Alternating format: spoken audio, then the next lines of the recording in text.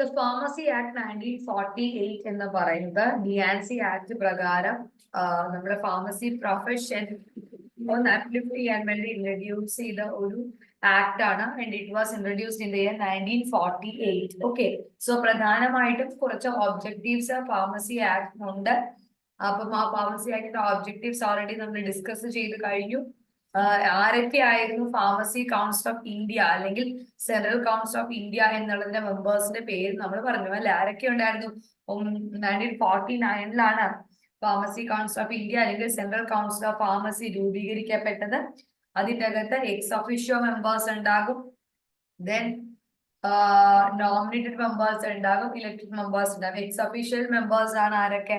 Director central drug laboratory, director general of health science, drug controller of India അല്ലെ? Then 6 teachers from UGC, pharmacy കോളേജിൽ അല്ലെങ്കിൽ pharmacy പ്രൊഫഷനുമായിട്ട് ബന്ധപ്പെട്ട ആൾക്കാരാണ് elected മെമ്പേഴ്സിന്റെ അകത്ത് ഉണ്ടാവുക. അതിനകത്ത് 6 പേരുണ്ടെങ്കിൽ ഒരാൾ അതിൽ ഫാർമസ്യൂട്ടിക്കൽ കെമിസ്ട്രി, ഫാർമക്കോളജി, ഫാർമക്കോഗ്നോസി എന്നീ സെക്ഷനിൽ ആരായിരിക്കണം? ഒരു ടീച്ചർ ആയിരിക്കണം. അതേപോലെ തന്നെ മെഡിക്കൽ കൗൺസിൽ ഓഫ് ഇന്ത്യയുടെ ഒരു മെമ്പർ ഉണ്ടായിരിക്കും. Then one member who shall be a registered pharmacist will represent each state elected by state council from among its members. Okay, so elected members are the nominated members. Nominated members എന്ന് പറഞ്ഞാൽ 6 മെമ്പേഴ്സിന്റെ അകത്ത് 4 പേര് എങ്കിലും ആരായിരിക്കണം? Pharmacy profession hold ചെയ്യുകയും അല്ലെങ്കിൽ diploma അല്ലെങ്കിൽ degree കഴിഞ്ഞിട്ട് pharmacy profession practice ചെയ്യുന്ന ആളുകളും ആയിരിക്കണം. ഓക്കെ, അതിനകത്ത് UGCയുടെ ഒരു മെമ്പറും AICTയുടെ ഒരു മെമ്പറും ഉണ്ടാകും. Then one registered pharmacist to represent the state pharmacy council. ഇത്രയുമാണ് നോമിനേറ്റഡ് മെമ്പേഴ്സ് ഉണ്ടാകുന്നത്. ഓക്കെ, സോ നമ്മളിപ്പോ പറഞ്ഞത് സ്റ്റേറ്റ് ഫാർമസി കൗൺസിലിൽ PCIയുടെ മെമ്പേഴ്സിനെ പറ്റിയാണ്. 3 തരത്തിലാണ് മെമ്പേഴ്സിനെ ഡിവൈഡ് ചെയ്തത്: elected members, nominated members, elected members, nominated members and also ex officio members. Ex officio മെമ്പേഴ്സിന്റെ പേര് അറിയാലോ, ആരൊക്കെയാ? എക്സ് ഒഫീഷ്യോ ആരൊക്കെയാണ്?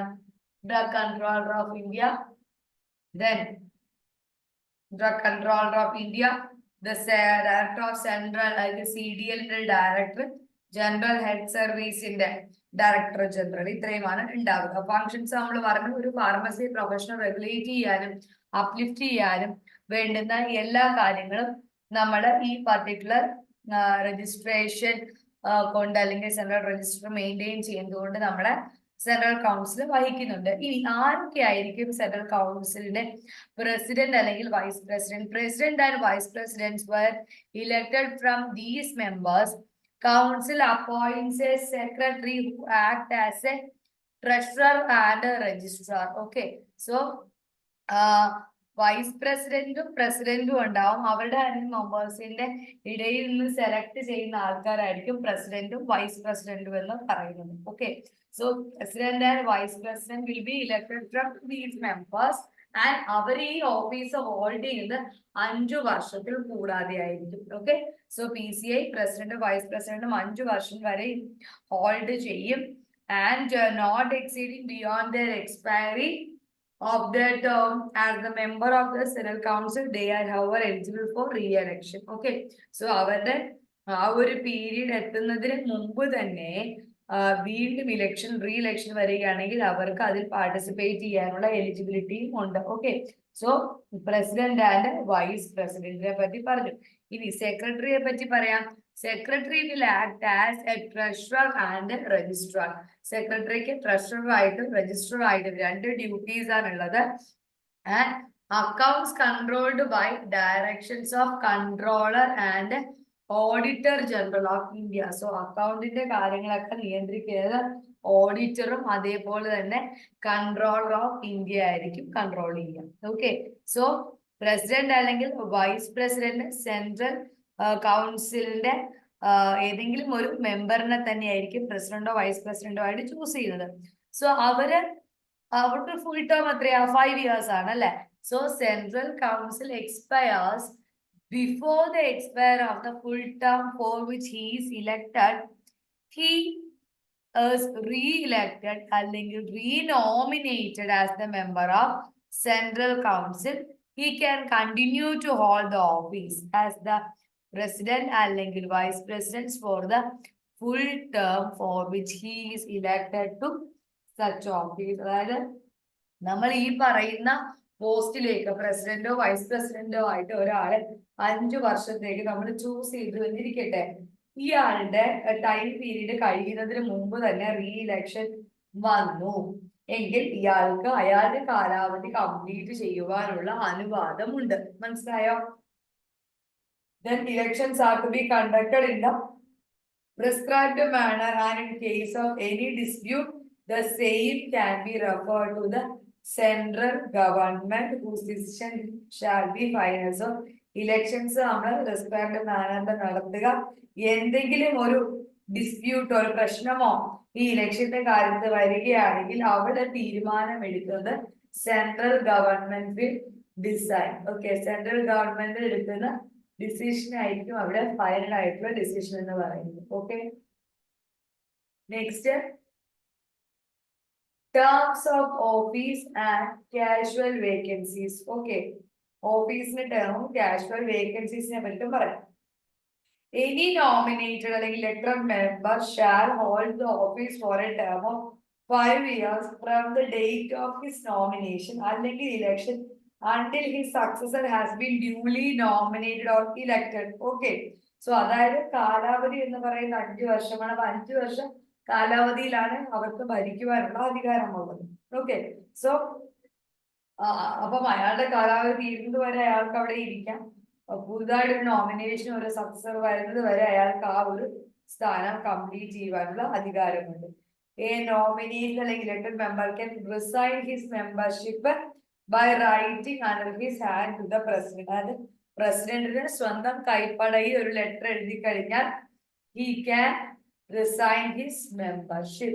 Okay, then a nominated അല്ലെങ്കിൽ elected member shall be deemed to have vacated his seat if he remains absent. So ഒരു nominated അല്ലെങ്കിൽ elected member shall be deemed to have vacated his seat if he remains absent. അതായത് ഒരു നോമിനേറ്റഡോ അല്ലെങ്കിൽ elected മെമ്പറോ he shall be deemed to have vacated his seat if he remains absent. അയാൾ അവിടെ present അല്ല, അയാളുടെ ആബ്സെൻസില് അയാളുടെ സീറ്റ് അവിടെ വേക്കന്റ് ആയിട്ട് തന്നെ ഇടേണ്ടതാണ്. ഓക്കെ, വിതൗട്ട് സഫീഷ്യന്റ് ആയിട്ടുള്ള റീസൺ കൊണ്ട് അവിടെ ആബ്സെന്റ് ആവാനും പാടില്ല. ഓക്കെ, ഒരു ഇലക്ടഡ് മെമ്പറെ സംബന്ധിച്ചിടത്തോളം അയാളുടെ സീറ്റ് അവിടെ ഒഴിച്ചു തന്നെ ഇടുക if he remains absent, and he should not be absent without sufficient reason. Okay, so if 3 consecutive മീറ്റിംഗിന്, അതായത് ഫസ്റ്റ് മീറ്റിംഗിന് വന്നിട്ടില്ല, സെക്കൻഡ് മീറ്റിംഗിന് വന്നിട്ടില്ല, തേർഡ് മീറ്റിംഗിന് വന്നിട്ടില്ല, അങ്ങനെ വരാതിരിക്കാനായിട്ട് പാടില്ല. A casual vacancy in the central council shall be filled by fresh nomination അല്ലെങ്കിൽ election. Okay, so central council casual vacancy shall be filled by fresh nomination അല്ലെങ്കിൽ election. The person so nominated അല്ലെങ്കിൽ elected to fill the vacancy shall hold the office only for the remaining term. So casual വേക്കൻസിയിൽ പോകുന്ന ഒരാള് അയാള് ഇലക്ഷന് വേണ്ടിയിട്ട് ഒരു fresh നോമിനേഷനോ അല്ലെങ്കിൽ ഇലക്ഷനോ കൊടുക്കേണ്ടി വരും. ഓക്കെ, അപ്പൊ ഒരു വേക്കൻസി എവിടെ വന്നെങ്കിൽ അത് വെറുതെ ഒരാളെ പിടിച്ചിരുത്താൻ പറ്റില്ല. കൃത്യമായി ഇലക്ഷൻ നടത്തിയിട്ട് വേണം ആ ഒരു വേക്കൻസി ഫില്ല് ചെയ്യാൻ. And the person so nominated അല്ലെങ്കിൽ elected to fill the vacancy shall hold the office only for the remaining term. So members of the central council are eligible for re-nomination അല്ലെങ്കിൽ re-election. Okay, so central councilന്റെ ഭാഗമായിട്ടിരിക്കുന്ന members അവർ re നോമിനേഷനും re ഇലക്ഷനും എന്താ പറയാ responsible ആണ്. മനസ്സിലായോ? അപ്പൊ 5 വർഷ കാലാവധിയാണ് നമുക്ക് കാലാവധിയായിട്ട് പറയുന്നത്. 3 കോൺസിക്യൂട്ടീവ് മീറ്റിംഗിൽ വരാതിരിക്കാനായിട്ട് പാടില്ല. അങ്ങനെ 3 കോൺസിക്യൂട്ടീവ് മീറ്റിംഗിൽ വരാതിരിക്കുകയാണെങ്കിൽ അല്ലെങ്കിൽ കാഷ്വൽ വേക്കൻസികൾ അവിടെ വരികയാണ് എങ്കിൽ നമുക്ക് പുതിയൊരാളെ ഇലക്ഷനിലൂടെ കണ്ടെത്താനായിട്ട് സാധിക്കും. Okay, then executive committee. The Pharmacy Act provide constitution of executive committee. ആരൊക്കെയായിരുന്നു? Director general of health service, drug controller of India, CDSന്റെ ഡയറക്ടർ അല്ലെ. സോ അവരെ സംബന്ധിച്ചിടത്തോളം president who shall be the chairman of this committee and the vice president makes of the president, vice president, 5 other members are elected by the central council from among their members. Okay, ഇനി the members of the executive committee അവർ ആ office hold ചെയ്യുന്ന time period, okay, if re-elected by the members of the council he can hold the office for the residual term. ഇനി central കൗൺസിലിന് എടുക്കാൻ സാധിക്കുന്ന പവറുകളെ പറ്റി പറയാം. എന്തൊക്കെ കാര്യങ്ങൾ അവർക്ക് ചെയ്യാൻ പറ്റും ഈ ഫാർമസി കൗൺസിൽ ആണെങ്കിൽ central കൗൺസിലിന്? The council is authorized to lay down rules for its procedure, fix the rate to fix the rate to allowance payable to its members of other committee which were previously sanctioned by central government, and also decide modes of election. So powers of central government എന്ന് പറയുന്നത് എന്തൊക്കെയാണ്?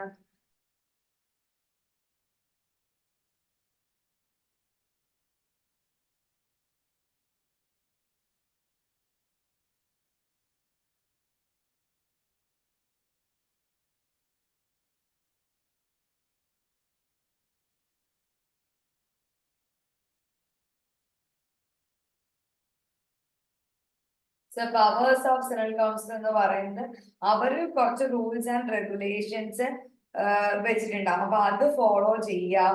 ഇപ്പം അവര് procedures കുറച്ച് setup ചെയ്തിട്ടുണ്ടാവും, അത് ചെയ്യാം. Then അവർ കുറച്ച് ഫീസ്, കുറച്ച് എമൗണ്ട് കളക്ഷൻ തീരുമാനിച്ചിട്ടുണ്ടാവും, അത് കളക്ട് ചെയ്യാം. അതൊക്കെയാണ് പ്രധാനമായിട്ടും വരുന്നത്. Okay,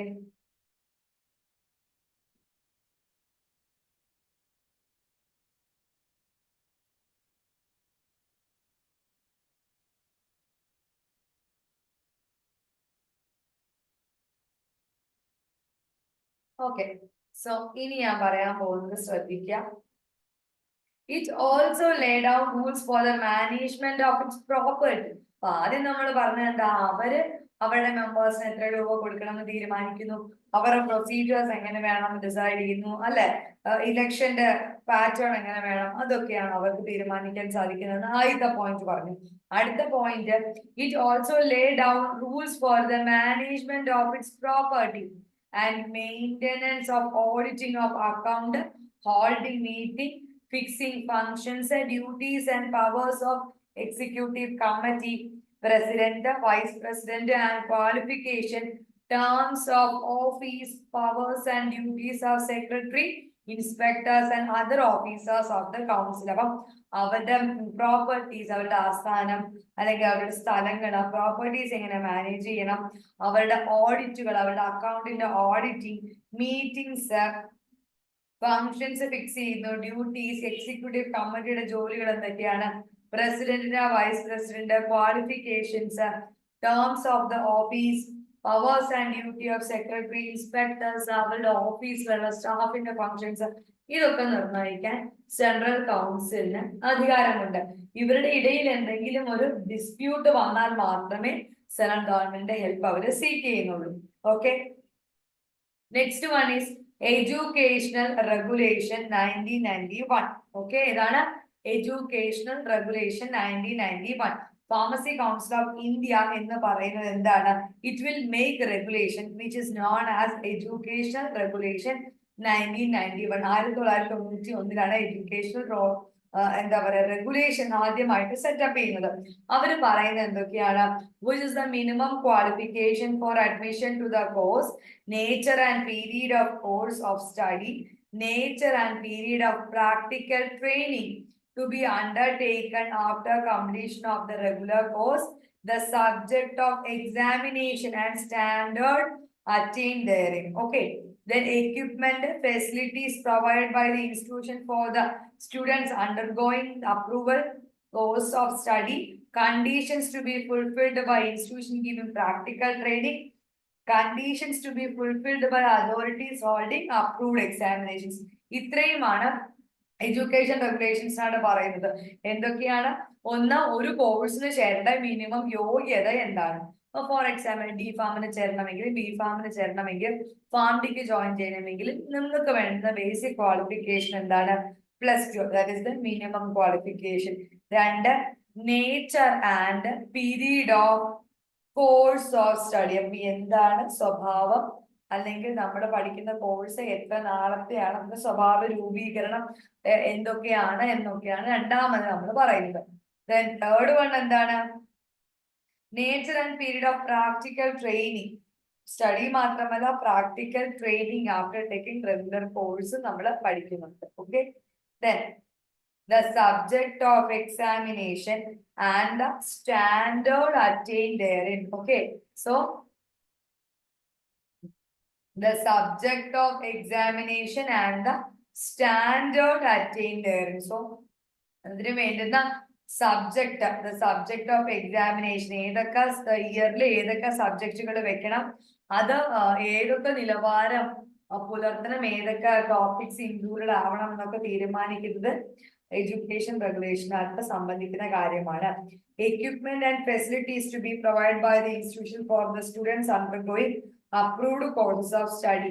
Okay, so the equipment and facilities to be provided by the institution for the students undergoing approved course of study. Then conditions to be fulfilled by institutions giving practical training. അപ്പൊ ചില hospitals അവർക്ക് സ്വന്തമായിട്ടോ ഉണ്ടാവില്ല, അപ്പൊ അവരെന്ത് ചെയ്യും? വേറെ ഒരു ഹോസ്പിറ്റലിന്റെ ഹെൽപ്പ് സീക്ക് ചെയ്യും. അപ്പം ആ ഹോസ്പിറ്റലിന് വേണ്ടുന്ന മിനിമം ക്വാളിഫിക്കേഷൻസ്, അല്ലെങ്കിൽ ആ ഇൻസ്റ്റിറ്റ്യൂഷൻ ട്രെയിനിങ് ഒക്കെ ഇൻസ്റ്റിറ്റ്യൂഷന് വേണ്ടുന്ന qualification. Then condition to be fulfilled by authorities holding approved examinations. Okay. Next, Central Council before submitting the education regulation or by amendment thereof in case may be to the central government for approval, send copies of draft of education regulation. Okay. So Central Council in the education regulation submit ചെയ്യുന്നതിന് മുമ്പ് അതിൽ വരുന്ന approval amendment changes, ഈ approval ഒക്കെ കിട്ടാനായിട്ട് central ഗവൺമെന്റിന്റെ നിർദ്ദേശവും കൂടെ സ്വീകരിക്കാറുണ്ട്.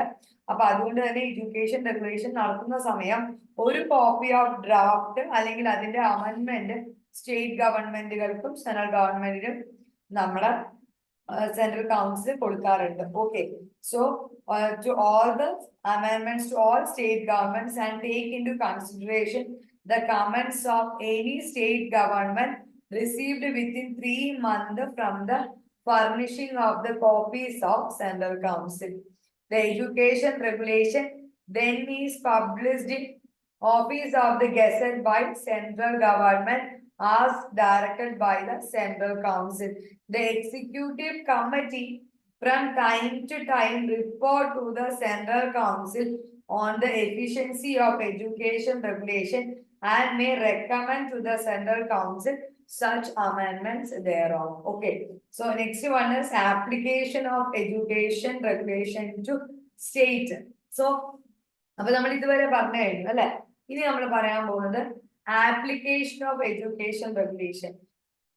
നമ്മുടെ കോൺസ്റ്റിറ്റ്യൂഷൻ അനുസരിച്ച് സ്റ്റേറ്റ് ഗവൺമെന്റിന്റെ കൺസൾട്ടേഷൻ എടുത്തിട്ട്, അതായത് സ്റ്റേറ്റ് ഗവൺമെന്റ് ഇങ്ങനെ ഓരോ സമയത്തും ഓരോ പുതുതായിട്ടുള്ള മാറ്റങ്ങൾ വരുത്തും. ഇവരെന്ത് ചെയ്യും? ഒഫീഷ്യൽ ഗസറ്റിൽ ഡിക്ലയർ ചെയ്യും. ഈ എഡ്യൂക്കേഷൻ റെഗുലേഷൻ നമ്മുടെ സ്റ്റേറ്റ് പ്രാവർത്തികമാക്കും. ഓക്കെ. ഇനി if however no such declaration have been made, the educational regulation shall takes place in the state after 3 years from the date of constitution of the state council. Okay. So application of education regulation എന്ന് പറയുന്നൊരു നിയമം വന്നു കഴിഞ്ഞിട്ടുണ്ടെങ്കിൽ എപ്പോൾ വേണമെങ്കിലും അത് നമ്മുടെ state government പ്രാവർത്തികമാക്കാം. അപ്പോൾ തന്നെയോ അല്ലെങ്കിൽ കുറച്ച് വർഷങ്ങൾ എടുത്തു അത് ഇംപ്ലിമെന്റ് ചെയ്യാം. നമ്മുടെ ഫാംഡി പോലും അങ്ങനെയാണ് അല്ലെ. അത് രജിസ്ട്രേഷൻ ആസ് എ ഫാർമസിസ്റ്റ് തന്നെയാണ് for the professional pharmacy act 1948 രണ്ട് പോസ്റ്റ് ഫാംഡി പോസ്റ്റ് ബാച്ചുലേറ്റ് ആയിട്ട് നടത്തുന്നുണ്ട്. ഓക്കെ, സോ 6 അക്കാഡമിക് ഇയേഴ്സ് ഉണ്ട്, 5 ഇയർ 1 ഡേ 1 ഇന്റേൺഷിപ്പ് ആയിട്ടാണ് വരുന്നത്. ഇനി ഫാംഡിക്ക് അപ്ലൈ ചെയ്യണമെങ്കിൽ 10th +2 ക്വാളിഫിക്കേഷൻ വേണം. അതേപോലെ ഡിഫാമിനാണെങ്കിൽ ബേസിക് ക്വാളിഫിക്കേഷൻ മിനിമം ക്വാളിഫിക്കേഷൻ എന്ന് പറയുന്നത് +2 ആണ്. Okay, next is withdrawal of approval. Executive committee report to the central council that an institute അല്ലെങ്കിൽ authority holding an approved course of study or examination does not continue to be in conformity with the ER. The central council may give notice to the authority concerned of its intention withdrawing the declaration of approved accorded. The said authority then should make a representation within 3 months from the receipt of such notice and forward to the central council through the state government. Executive committee നമ്മുടെ central കൗൺസിലിന് okay ഒരു എന്താ പറയാ ഒരു course നടത്താനുള്ള അംഗീകാരത്തിന് വേണ്ടിയിട്ട് ഒരു കൺഫർമേഷന് വേണ്ടിയിട്ട് അതിനെ സമീപിക്കുകയാണെങ്കിൽ സെൻട്രൽ കൗൺസിൽ എന്ത് ചെയ്യും? It will govern notice to the authority concerned of its intention withdrawing the declaration of approval accord. അപ്പം എന്തെങ്കിലും ഒരു പ്രോബ്ലം നമ്മൾ അപ്രൂവൽ കൊടുത്ത ഒരു ഇതിൽ കാണുകയാണെങ്കിൽ എന്ത് ചെയ്യും? they will ask the state അല്ലെങ്കിൽ ആ പർട്ടിക്കുലർ അതോറിറ്റിയോട് ആ ഒരു അധികാരം എടുത്ത് മാറ്റാനായിട്ട് പറയും. And forward to the central council and the state government taking consideration representation received from authority concerned and any observation thereon which the state government may think to make, the council may declare that the course of study of examination shall be deemed to be approved only on fulfillment of the special conditions. Okay.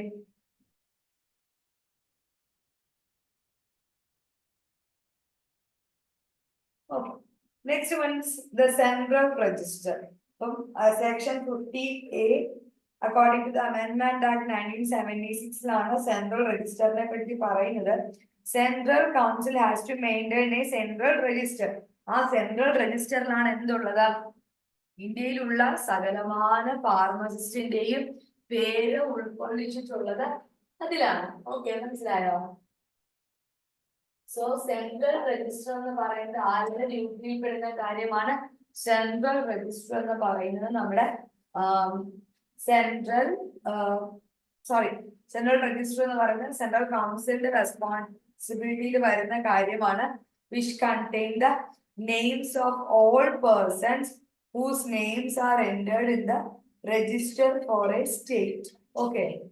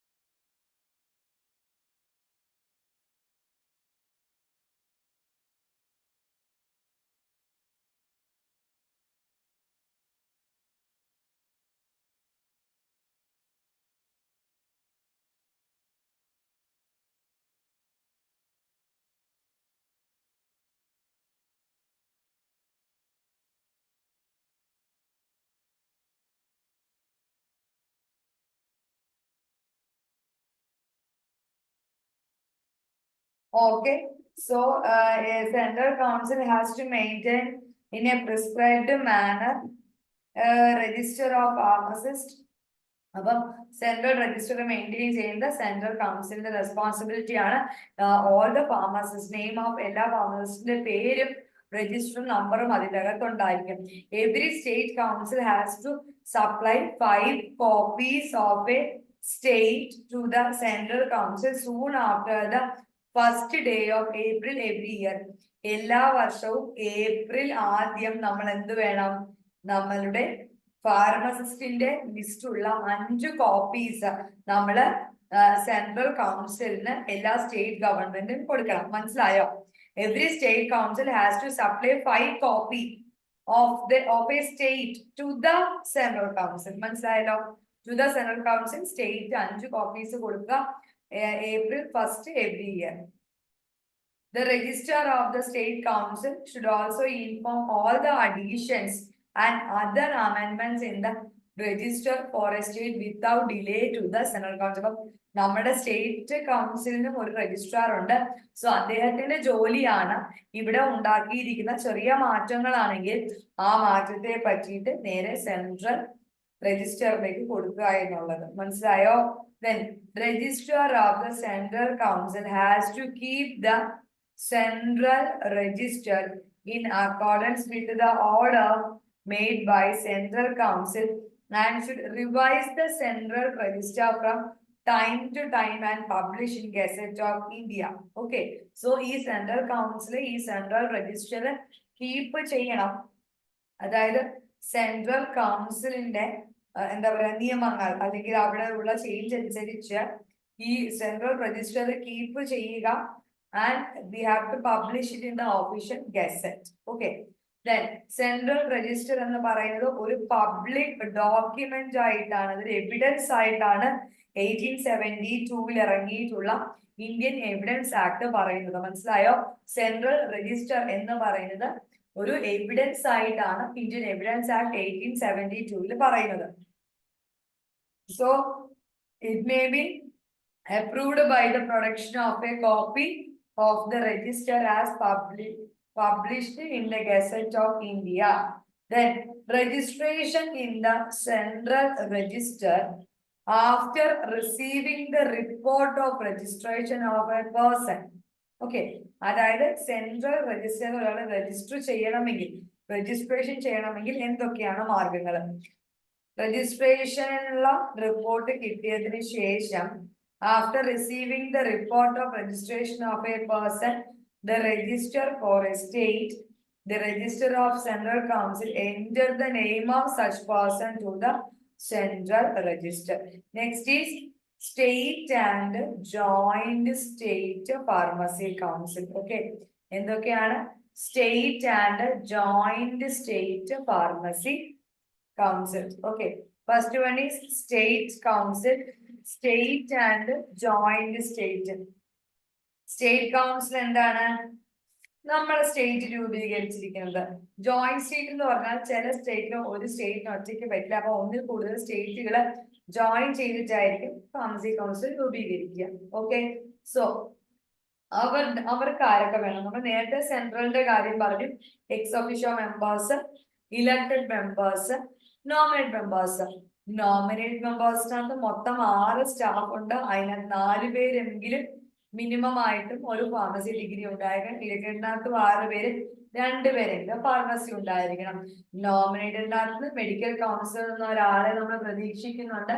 അതേപോലെ തന്നെയാണ് nominated മെമ്പറിനകത്ത് നമുക്ക് ഒരു എന്താ പറയാ UGC work ചെയ്യുന്ന ഒരു pharmacy കോളേജിൽ നിന്നൊരു സ്റ്റാഫിന് നമ്മൾ എക്സ്പെക്ട് ചെയ്യുന്നുണ്ട്. ദെൻ ഒരു സ്റ്റേറ്റ് ഗവൺമെന്റിന്റെ നോമിനിയും ഒരു സ്റ്റേറ്റ് ഫാർമസി കൗൺസിൽ നിന്നൊരു നോമിനിയും ദെൻ മെഡിക്കൽ കൗൺസിൽ ഓഫ് ഇന്ത്യയിൽ നിന്ന് ഒരു നോമിനിയും നമ്മൾ തീരുമാനിക്കുന്നുണ്ട്. ദെൻ ഇലക്ടഡ് ആയിട്ട് വരുന്നതാണ് UGC, AICTE, അതുപോലെ മെഡിക്കൽ കൗൺസിൽ നിന്നുള്ള members. Then X official members നമുക്കറിയാം. ഇതേപോലെ തന്നെയാണ് സ്റ്റേറ്റ് അല്ലെങ്കിൽ ജോയിന്റ് കൗൺസിലിലും വരുന്നത്. ഫസ്റ്റ് വൺ സ്റ്റേറ്റ് കൗൺസിലിനകത്ത് ആരൊക്കെ വരുമെന്ന് നോക്കാം. 6 members elected from among themselves by registered pharmacists of the state 6 members അതിന്റെ അകത്ത് 6 members elected from among themselves by registered pharmacist of the state. Then 5 members of whom at least 3 shall be persons possessing a prescribed degree. 6 മെമ്പറിന്റെ അകത്ത് ഇലക്ഷന്റെ അകത്ത് 6 മെമ്പേഴ്സിനെ choose ചെയ്യുന്നുണ്ട്. അത് അവരുടെ ഇടയിൽ തന്നെയുള്ള registered ഫാർമസിസ്റ്റിൽ നിന്ന് അവർ ചൂസ് ചെയ്യുന്നതാണ് 6 മെമ്പേഴ്സ്. പിന്നെ 5 members of whom at least 3 should have a degree അല്ലെങ്കിൽ ഡിപ്ലോമ ഇൻ ഫാർമസി അല്ലെങ്കിൽ pharmaceutical chemistry. Then 1 member is elected from among themselves by the member of medical council അല്ലെങ്കിൽ മെഡിക്കൽ രജിസ്ട്രേഷൻ എന്നായിരിക്കും നമ്മൾ ഒരു മെമ്പറിനെ choose ചെയ്യുന്നത്. അപ്പം 6 members അവരുടെ ഇടയിൽ നിന്ന് തന്നെ ചൂസ് ചെയ്യുന്നു, ഒരാളെ സ്റ്റേറ്റ് മെഡിക്കൽ കൗൺസിൽ നിന്ന് ചൂസ് ചെയ്യുന്നു. ഓക്കെ, ഇനി നോമിനേറ്റഡ് മെമ്പേഴ്സ് ആണെങ്കിലോ 5 പേരെ ഗവൺമെന്റിൽ നിന്ന് തന്നെ അവരുടെ കൂടെയുള്ള സ്റ്റാഫിൽ നിന്ന് തന്നെ എടുക്കുന്നു, ഒരു ഗവൺമെന്റ് അനലിസ്റ്റിനെയും നോമിനേറ്റ് മെമ്പേഴ്സിന് കൺസിഡർ ചെയ്യുന്നുണ്ട്. ദെൻ എക്സ് ഒഫീഷ്യോ മെമ്പേഴ്സ് ആണ് chief of drug control department of the state, chief administrator of the state ആണ് എക്സ് ഒഫീഷ്യോ മെമ്പർ എന്ന് പറയുന്നത്. Okay, so ex officio member എന്ന് പറയുന്നത് എന്താണ്? Chief administrator of the state, then officer in charge of the drug control organization and government analyst ആണ് ex officio members വരുന്നത്. Joint state pharmacy council പറയുകയാണെങ്കിൽ not less than 3 members അല്ലെങ്കിൽ not more than 5 members as the agreement. അപ്പം 3 not less than 3 members 3 മെമ്പേഴ്സിൽ താഴെയും not more than 5 members നമ്മൾ എന്ത് ചെയ്യും? ഈ ഒരു ജോയിന്റ് സ്റ്റേറ്റ് കൗൺസിൽ ഉൾക്കൊള്ളിക്കും. ഓക്കെ, സോ അവരുടെ ഇടയിൽ നിന്ന് തന്നെയാണ് മെമ്പേഴ്സിനെ ചൂസ് ചെയ്യുന്നത് from the registered pharmacist among the participating. ഇത് 2 സ്റ്റേറ്റ് ഉണ്ടെങ്കിൽ 2 സ്റ്റേറ്റിനും കൂടെ 3 മെമ്പർ അല്ലെങ്കിൽ 5 മെമ്പറിൽ താഴെ അത്രേ ഉണ്ടാകുള്ളൂ. ഇനി 2 മെമ്പേഴ്സ് കൂടാതെ 2 മുതൽ 4 വരെ മെമ്പേഴ്സ് ഒന്ന് കൺസിഡർ ചെയ്യാം. അവര് ഓരോ സ്റ്റേറ്റിൽ നിന്നും നമ്മൾ എന്ത് ചെയ്യും? സെലക്ട് ചെയ്യും. Then 1 member from themselves by the member of each medical council അല്ലെങ്കിൽ council of medical registration of each participating state. Next is ex officio member. Ex officio member ആരൊക്കെയാ? Chief administrative officer of the participating state, officer in charge of the drug control organization of the participating state, government analyst. മറ്റേത് ഒരു state ആണെങ്കിൽ ഇത് 2 state വരും എന്നുള്ളൊരു വ്യത്യാസം മാത്രമേ ഇവിടെ വരുന്നുള്ളൂ. Okay, next one, 2 or more state government may agree to establish a joint state council for all participating state or agree that the state council or state must respond to the needs of participating states. അപ്പം 2 അല്ലെങ്കിൽ 2-ൽ കൂടുതൽ state ഒരുമിച്ച് join ചെയ്ത് വരുന്നതിനെയാണ് state pharmacy council എന്ന് പറയുന്നത്. So 2 or more state government may agree to establish a joint state council for participating such state and ഇത്തരം state കൗൺസിലുകൾ participating സ്റ്റേറ്റുകൾ ഒരുമിച്ച് ചേരുന്നതിനെയാണ് നമ്മൾ ജോയിന്റ് ഫാർമസി കൗൺസിൽ എന്ന് പറയുന്നത്. Okay, so the membership of the state pharmacy council may be augmented by not more than 2 persons nominated by each state government, for which one of them is just a minute.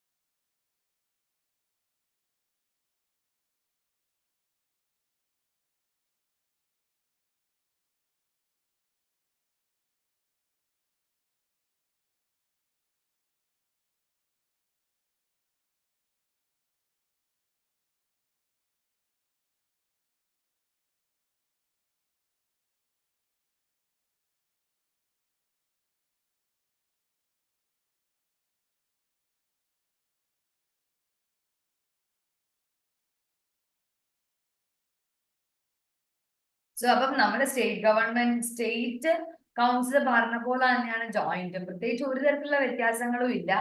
ആകെ ഉള്ളൊരു വ്യത്യാസം എന്ന് പറയുന്നത് എന്താണ്? What is the only difference? രണ്ട് സ്റ്റേറ്റിന് നമ്മൾ consider ചെയ്യുന്നുള്ളത് മാത്രമേ ഉള്ളൂ. Okay,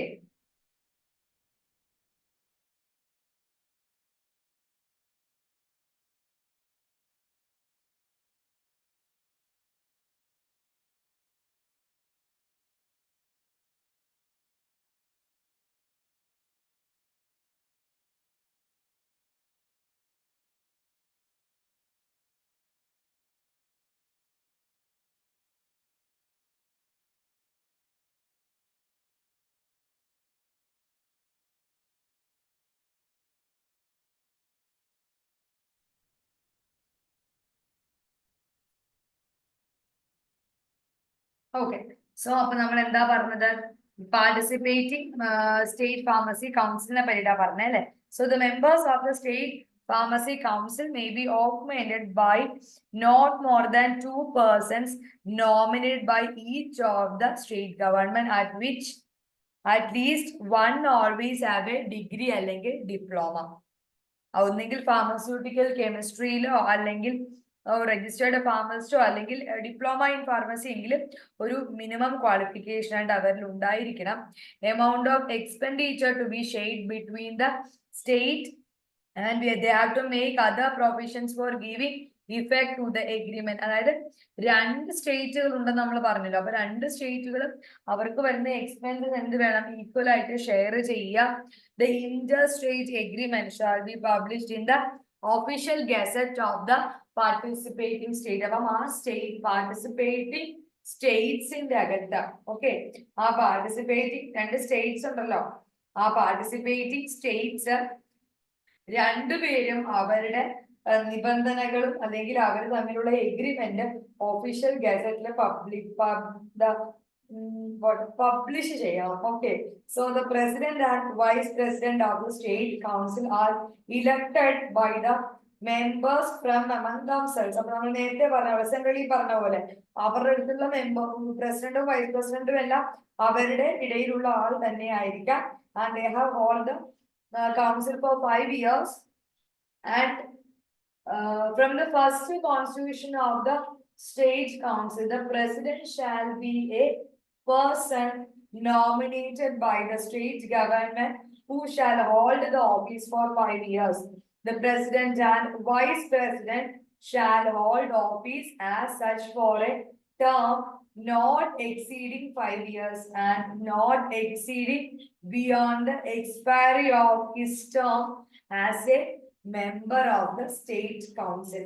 He shall be eligible for re-election. മനസ്സിലായോ? അതായത് പ്രസിഡന്റിനെയും വൈസ് പ്രസിഡന്റിനെയും അവർക്ക് അവരുടെ ഇടയിലുള്ള സ്റ്റാഫിന്റെ ഇടയിൽ നിന്ന് തന്നെ തിരഞ്ഞെടുക്കാം, അതിൽ പ്രശ്നമില്ല. ഈ പ്രസിഡന്റ് എന്ന് പറയുന്ന ആള് he shall be a person who is nominated by the state government. ആ സ്റ്റേറ്റ് ഗവൺമെന്റ് നിർദ്ദേശിക്കുന്ന ആള് ആ ഒരു ഓഫീസ് 5 വർഷ കാലഘട്ടം ഹോൾഡ് ചെയ്യേണ്ടതായിട്ടുണ്ട്. പ്രസിഡന്റും വൈസ് പ്രസിഡന്റും ഓഫീസ് ഹോൾഡ് ചെയ്യണം, 5 വർഷത്തിൽ കൂടാൻ പാടില്ല. ആൻഡ് അയാളുടെ ടേം എക്സ്പയർ ആവുന്നത് വരെ അയാൾക്ക് എന്ത് ചെയ്യാം? ആ സ്റ്റേറ്റ് കൗൺസിൽ രൂപീകരിച്ച് തന്നെ നിർത്താം. And he shall be eligible for re-election. പുള്ളിക്കാരൻ എലിജിബിളും ആണ്.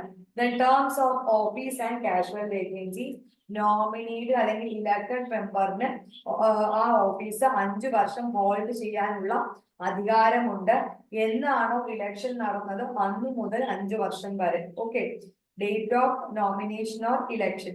The nominated അല്ലെങ്കിൽ elected member at any time resigns his membership by writing to the president and such seat thereupon become vacant. So ഈ കൗൺസിലിൽ നിന്ന് ഒരാൾക്ക് എപ്പോഴെങ്കിലും റിസൈൻ ചെയ്യണമെന്ന് തോന്നിക്കഴിഞ്ഞാൽ അയാൾക്ക് പ്രസിഡന്റിന് ഒരു ലെറ്റർ എഴുതിക്കൊണ്ട് പോകാം, അയാളുടെ സീറ്റ് അവിടെ വേക്കന്റ് ആയിട്ട് തന്നെ ഇടേണ്ടതുണ്ട്.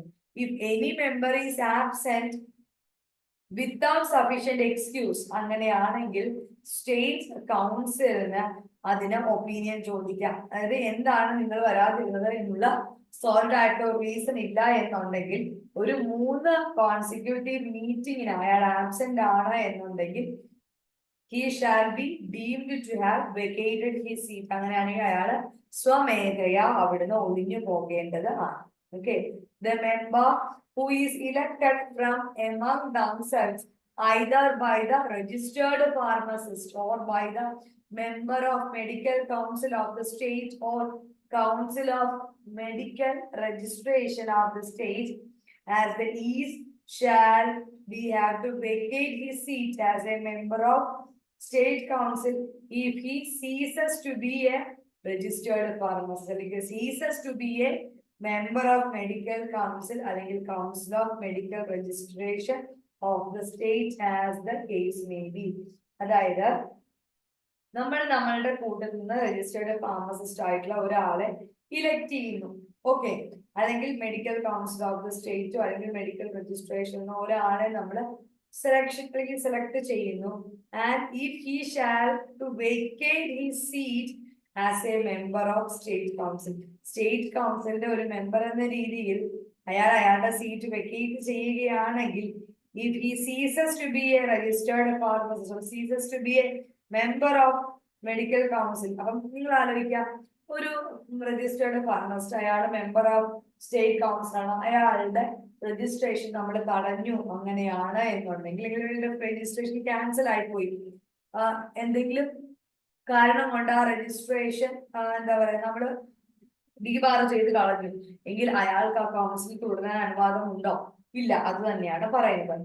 A casual vacancy in the state council filled by fresh nomination അല്ലെങ്കിൽ election as the case may be, and the person nominated or elected to fill such vacancy all the office for remainder of the term for whose place he takes. അതായത് നമ്മൾ പറഞ്ഞ ഒരാളെ 3 പ്രാവശ്യം വന്നില്ല, അയാളുടെ vacancy അവിടെ കിടപ്പുണ്ട്.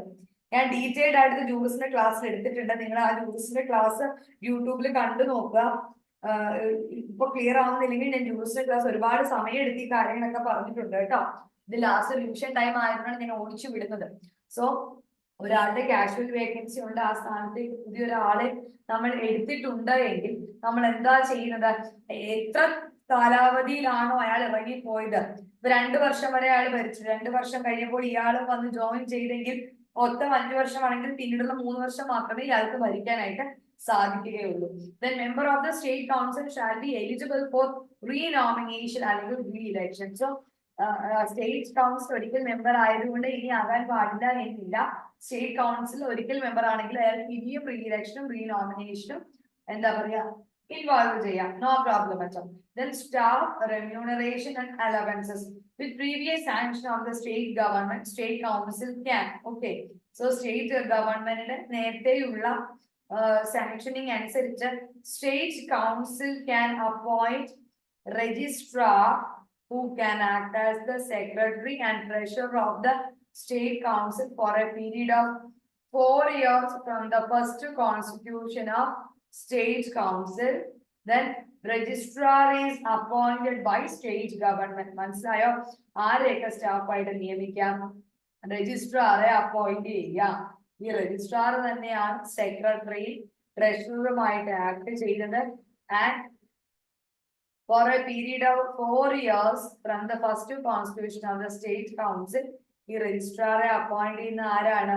സ്റ്റേറ്റ് ഗവൺമെന്റ് ആണ്. Okay, then appointment of such other officers and servants may be required to enable state council to carry out its functions. So അതുകൊണ്ട് തന്നെ കുറച്ച് സെർവൻസിനെയും കുറച്ച് ഓഫീസേഴ്സിനെയും നമ്മൾക്ക് അപ്പോയിന്റ് ചെയ്യേണ്ട ആവശ്യമുണ്ട്. എങ്കിൽ മാത്രമല്ലേ അവിടെ എന്താ പറയാ ഈ പറയുന്ന ഫങ്ഷൻസ് ഒക്കെ നടക്കുകയുള്ളൂ. Then fix the remuneration and allowances to be paid to the president, vice president and other members. Okay, മെമ്പേഴ്സിനും പ്രസിഡന്റിനും വൈസ് പ്രസിഡന്റിനും ഒക്കെ എത്ര രൂപ കൊടുക്കണമെന്ന് തീരുമാനിക്കുക. Fix the pay and allowances and other conditions of service of officers, servants of that council. അവിടെയുള്ള ഓഫീസേഴ്സിന് എത്ര രൂപ കൊടുക്കണം, സർവന്റിന് എത്ര രൂപ കൊടുക്കണം എന്നുള്ളതെല്ലാം നമ്മളുടെ തീരുമാനത്തിൽ വരേണ്ടതായിട്ട് ഉണ്ട്. ഓക്കെ,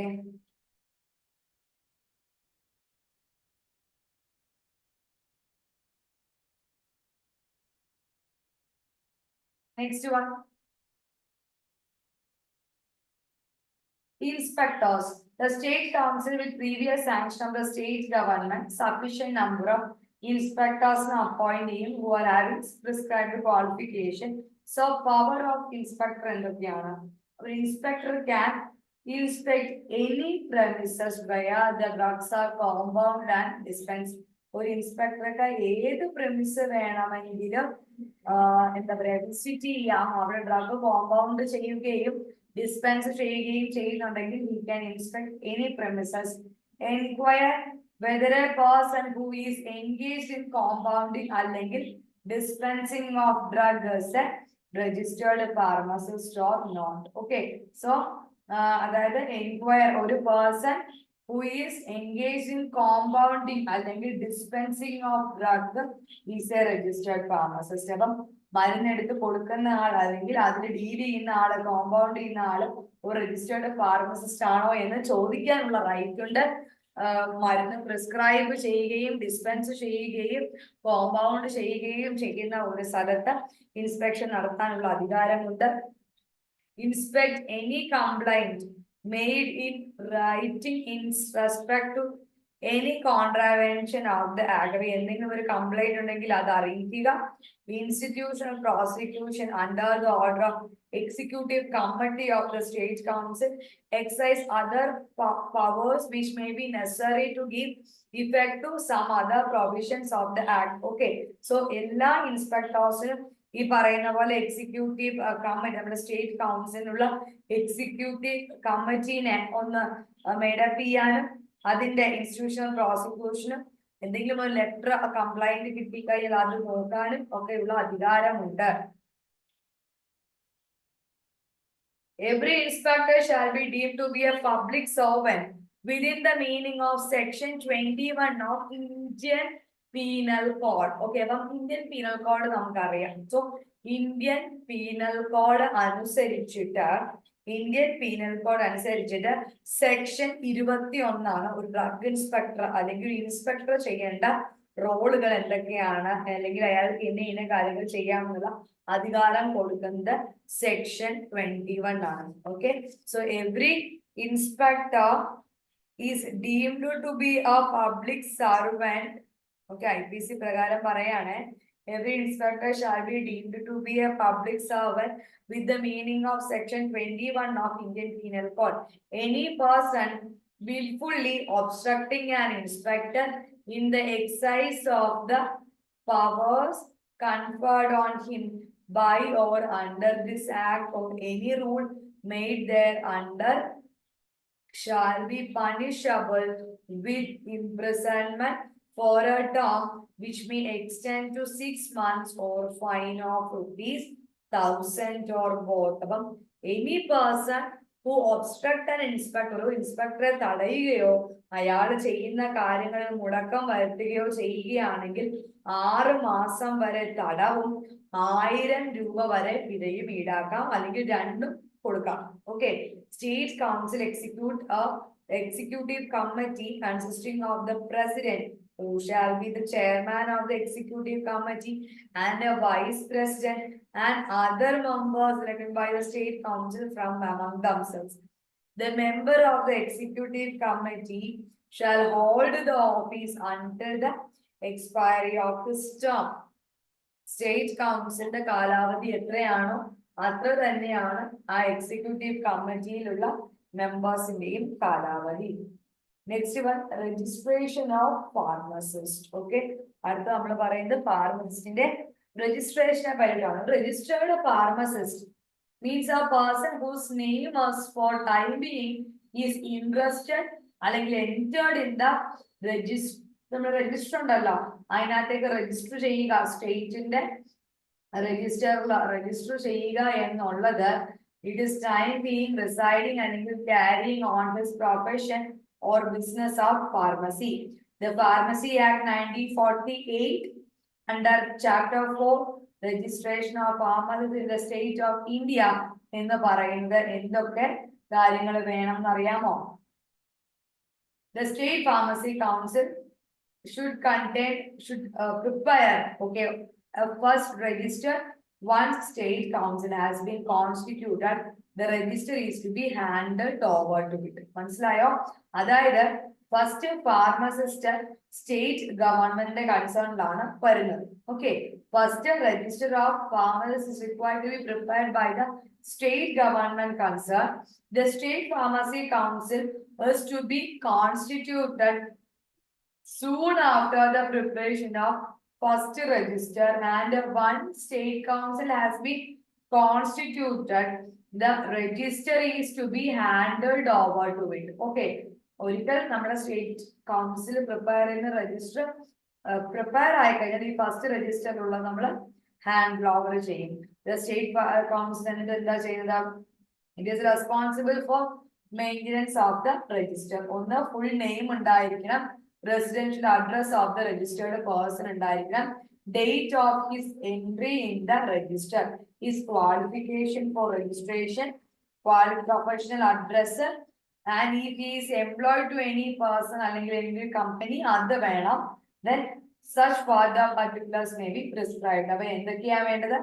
പേര്, അത് ഫുൾ നെയിം, അഡ്രസ്, എന്നാണ് ആദ്യമായിട്ട് പേര് എൻട്രി ചെയ്യുന്നത്, രജിസ്റ്റർ ചെയ്യുന്നത്, then his qualification for registration, his professional address, and if he is employed by any person, അയാളുടെ details. Such further particulars may be prescribed. Next is preparation of first register. For the preparation of first register, state government എന്ത് ചെയ്യണം? State government by notification official gazette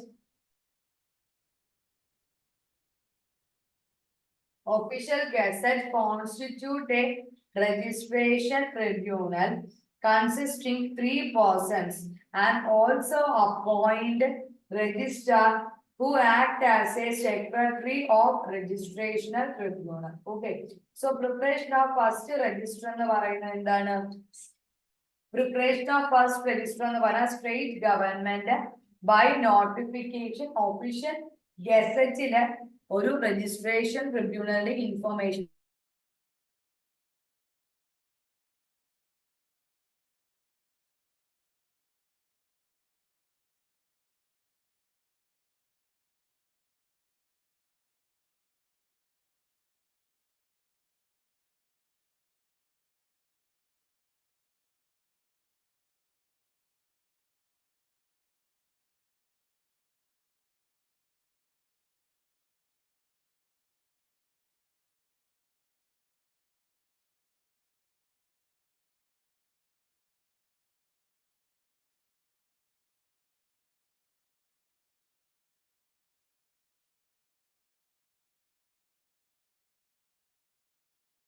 Okay, next preparation of first register. ഇത് ശ്രദ്ധിക്കണേ, ഈ registration tribunal, try എന്ന് പറയുമ്പോൾ അതിന്റെ word അർത്ഥം തന്നെ എന്താണ്?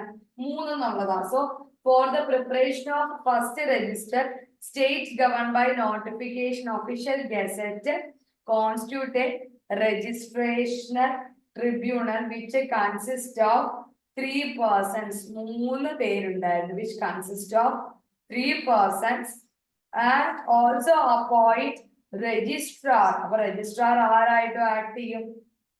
സെക്രട്ടറി ആയിട്ട് ആക്ട് ചെയ്യും of the registration tribunal. Okay, so നമ്മൾ ഫസ്റ്റ് രജിസ്റ്ററിന്റെ പ്രിപ്പറേഷനെ പറ്റിയിട്ടാണ് പറയുന്നത്. ഫോർ preparation of the first register, state government official ഗസറ്റില് ഒരു നോട്ടിഫിക്കേഷൻ പബ്ലിഷ് ചെയ്യുന്നു. This helping constitution of a registrational tribunal which consists of 3 persons. ആരൊക്കെയാണ്? രജിസ്ട്രാർ. ആ രജിസ്ട്രാർ തന്നെ ആരായിട്ട് ആക്ട് ചെയ്യും? സെക്രട്ടറി.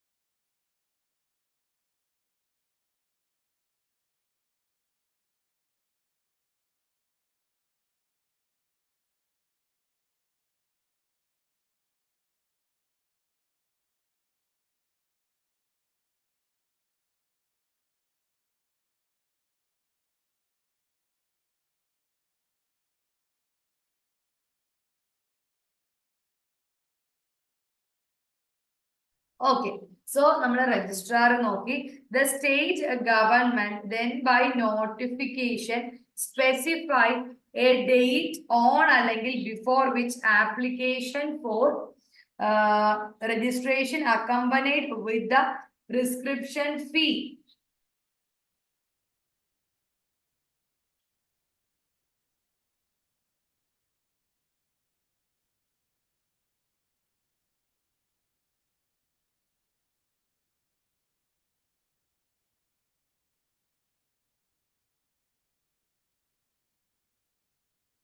സോ നമ്മുടെ സ്റ്റേറ്റ് ഗവൺമെന്റ് നോട്ടിഫിക്കേഷൻ തരും. ആ നോട്ടിഫിക്കേഷൻ അനുസരിച്ച് they will specify the date on or which നമ്മൾ എന്ത് ചെയ്യണം, application for registration accompanied with prescription fee is made to the registration tribunal. Okay,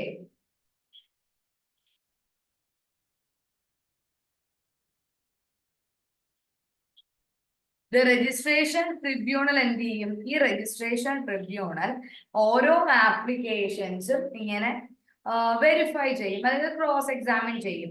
അപ്പം ഒരു സ്പെസിഫൈഡ് ഡേറ്റ് തീരുമാനിക്കുന്നു, അതിന് മുമ്പ് വരെ റിസീവ് ബിഫോർ ഓൺ അല്ലെങ്കിൽ ബിഫോർ ആ ഡേറ്റ് വരെയും ഡേറ്റിന് മുമ്പ് ഉള്ളത് എന്ത് ചെയ്യും, നമ്മൾക്ക് on or before the specified date അവരെന്ത് ചെയ്യും, അത് ഓക്കെ ഓൺ ഓർ ബിഫോർ ആയിട്ടുള്ള ആ ഒരു ഡേറ്റിന് മുമ്പുള്ളത് അവര് ക്രോസ് എക്സാമിൻ ചെയ്യുന്നു. And is satisfied that the applicant is qualified for registration, directs the entry of the name of the applicant on the register. So they will direct the entry of the name of the applicant on the register. മനസ്സിലായോ? അതായത് registration ട്രിബ്യൂണലിലേക്ക് ഒരു application കൊടുക്കുന്നു, ആ application cross verify ചെയ്യുന്നു. The applicant is qualified four registration ആണെങ്കിൽ അയാള് registrar tribunal നേരെ എന്ത് ചെയ്യും, they will enter the name on the applicant on the register. So qualified ആണെങ്കിൽ മാത്രമേ ട്രിബ്യൂണൽ ആ ഒരു നെയിം അങ്ങനെ മാറ്റുകയുള്ളൂ. Then the registrar amend the register accordingly with the decisions of authority mentioned above, and thereupon issues to every person a certificate of registration in prescribed form whose name is entered in the register. So registrar എന്ത് ചെയ്യും, he will amend the register accordingly with the decision of authority mentioned above. So ആ registrar അയാൾക്ക് വരുന്ന മാറ്റങ്ങൾ അനുസരിച്ച് ആ രജിസ്റ്ററിൽ മാറ്റങ്ങൾ വരുത്തിക്കൊണ്ടേയിരിക്കും. അതോറിറ്റിയിൽ, അതായത് അപ്പൊ രജിസ്ട്രേഷൻ ട്രിബ്യൂണലോ അല്ലെങ്കിൽ സ്റ്റേറ്റ് കൗൺസിലോ ആയിരിക്കുമല്ലോ ഡിസിഷൻസ് തീരുമാനിക്കുന്നത് അല്ലെങ്കിൽ തീരുമാനങ്ങൾ എടുക്കുന്നത്. സോ ആ ഒരു തീരുമാനങ്ങൾ പ്രകാരം ഇവരെന്ത് ചെയ്യും, this state government will change their decisions. And this any persons who is aggrieved by the decision of the registration tribunal, they can go for appeal within 60 days. അപ്പം 60 ദിവസത്തിനുള്ളിൽ രജിസ്ട്രേഷൻ ട്രിബ്യൂണലിന് അഗെയിൻസ്റ്റ് ആയിട്ട് അവർക്ക് വേണമെങ്കിൽ അപ്പീൽ പോകാം. And this publication authority appointed by the state government. So registrar amend the register according to the decision.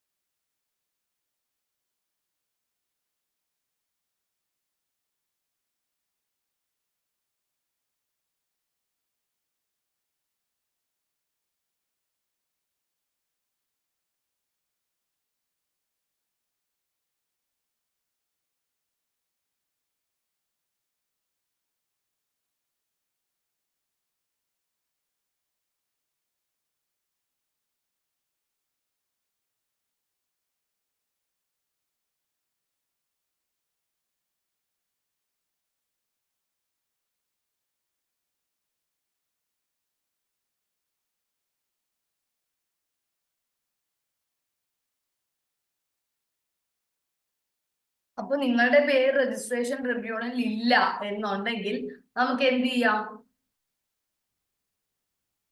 നിങ്ങളുടെ പേര് registration ട്രിബ്യൂണലിന്റെ അകത്ത് ഇല്ല എങ്കിൽ, അല്ലെങ്കിൽ നിങ്ങളുടെ പേര് ക്യാൻസൽ ആയി എന്നൊക്കെ പറഞ്ഞ മെസ്സേജ് വന്നാൽ നമുക്ക് എന്ത് ചെയ്യാം? നമുക്ക് we can go for appeal. So the registrar amend the register according with the decision of authority mentioned above, and thereupon issues to every person a certificate of registration in prescribed form whose name is entered in the register.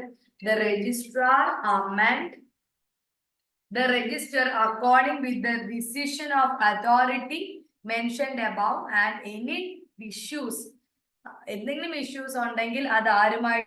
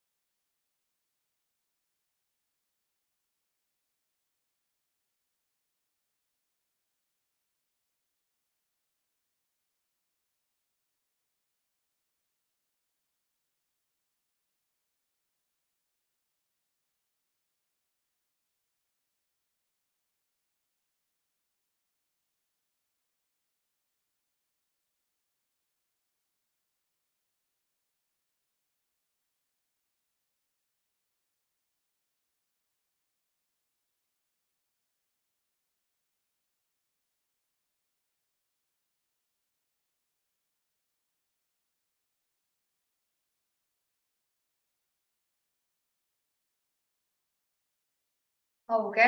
So അപ്പൊ നമ്മൾ പറഞ്ഞു കഴിഞ്ഞു, രജിസ്റ്ററിന്റെ case ആണ് പറഞ്ഞത്. Register amend the register according to the decision of the authority. അപ്പൊ എന്താണോ മുകളിൽ നിന്ന് പറയുന്നത് അതായിരിക്കും രജിസ്ട്രാർ വരുത്തുന്ന മാറ്റങ്ങൾ in the register. Okay. So ഇനി എന്തെങ്കിലും ഒരു ഇഷ്യൂസ് സർട്ടിഫിക്കറ്റിനെ സംബന്ധിച്ച് വരികയാണ് എങ്കിൽ, അല്ലെങ്കിൽ ഏതെങ്കിലും ഒരാള് ഒരു പേഴ്സൺ ഒരു പ്രോബ്ലം ഉണ്ടാക്കുകയാണെങ്കിൽ അയാളുടെ പേര് അതിനകത്ത് മാറ്റണോ എന്നുള്ള കാര്യങ്ങളൊക്കെ ചർച്ച ചെയ്തത് ഈ കൗൺസിൽ തന്നെയാണ്.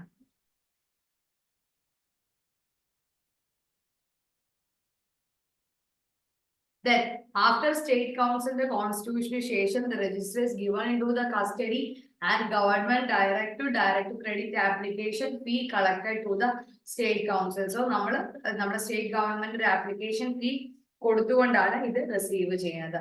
Then, qualification for entry on first register. 18 വയസ്സ് തികഞ്ഞിരിക്കണം, അയാൾ പ്രിസ്ക്രൈബ്ഡ് ഫീ പേ ചെയ്തിരിക്കണം, അയാൾക്ക് ഒരു ബിസിനസ്സോ അല്ലെങ്കിൽ പ്രൊഫഷൻ ഓഫ് ഫാർമസിയോ മുന്നോട്ട് കൊണ്ടുപോകാനോ റിസൈഡ് ചെയ്യാനോ ഒക്കെ ഇതുകൊണ്ട് സാധ്യമാകും. നമ്മളുടെ സ്റ്റേറ്റിൽ ചെയ്യുവാനുള്ള അധികാരമാണ് ഇതുകൊണ്ട് കിട്ടുന്നത്. So what are the qualification? 18 years അല്ലെങ്കിൽ ഡിഗ്രി, അല്ലെങ്കിൽ 18 ഇയേഴ്സ് നിർബന്ധമായിട്ടും ഉണ്ടായിരിക്കാം. ഡിഗ്രി അല്ലെങ്കിൽ diploma in pharmacy, pharmaceutical chemistry അല്ലെങ്കിൽ ഡ്രഗിസ്റ്റ് ആയിരിക്കണം. Diploma from Indian university, state government or prescribed qualification granted by an authority outside India.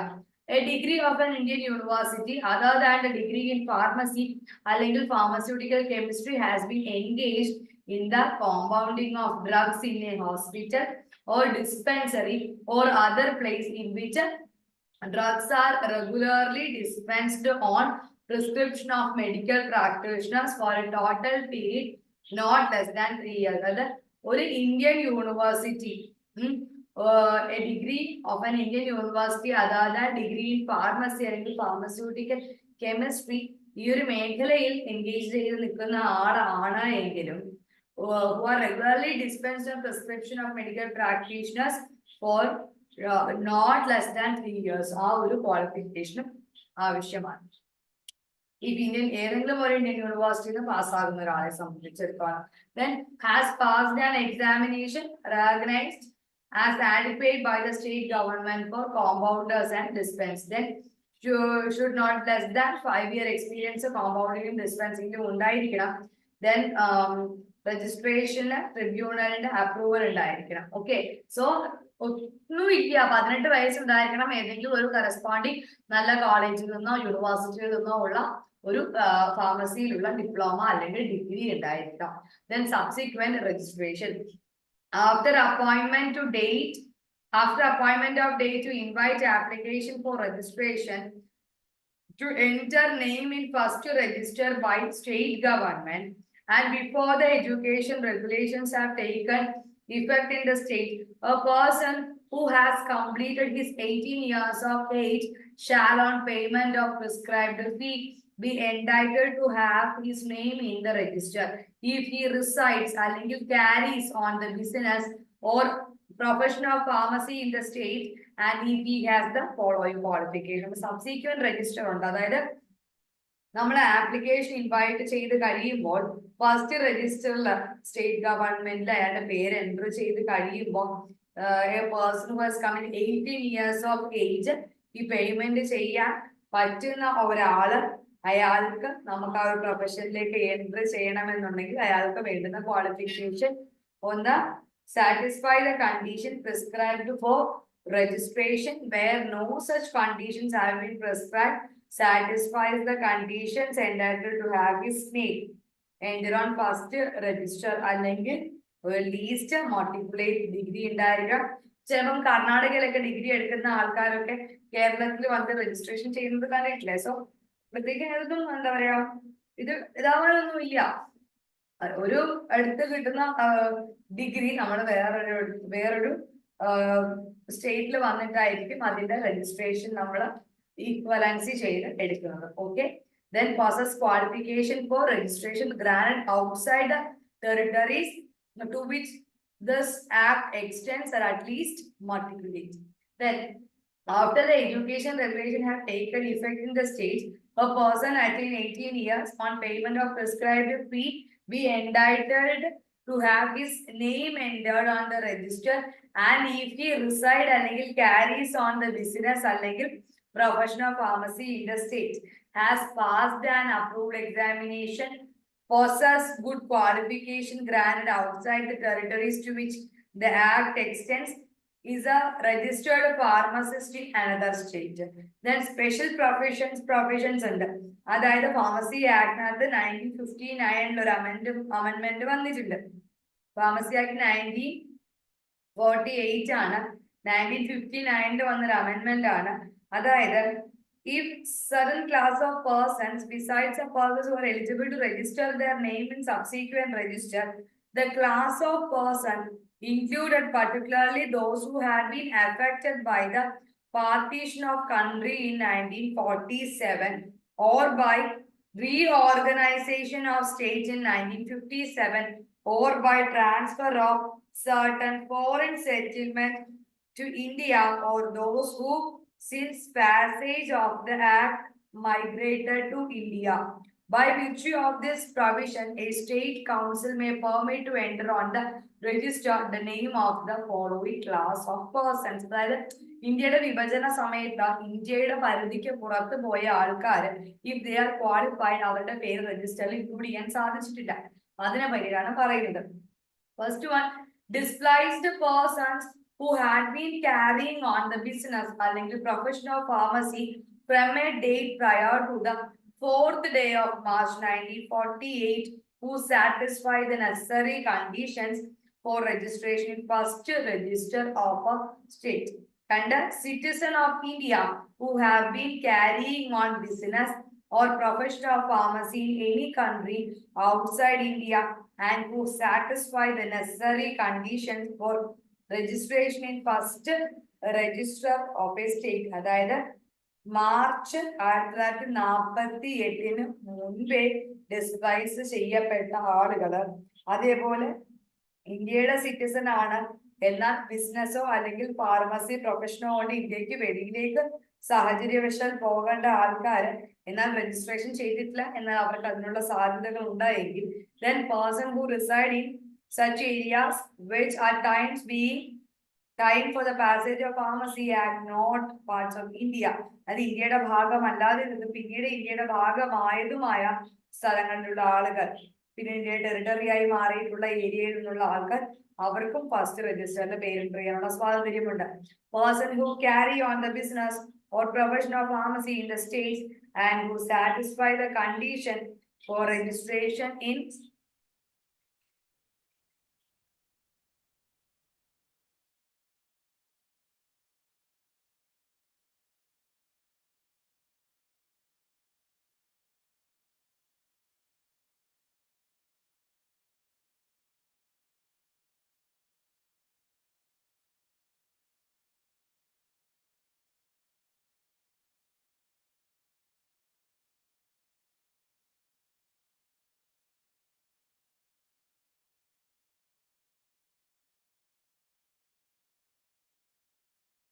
so person who carry on the business അല്ലെങ്കിൽ profession of pharmacy in the state and who have been engaged in the compounding of drug in a hospital or dispensary or other place in which drugs are regularly dispensed or prescription of medical practitioners for a total period not less than 5 years before the date of appointed by state government. Okay, so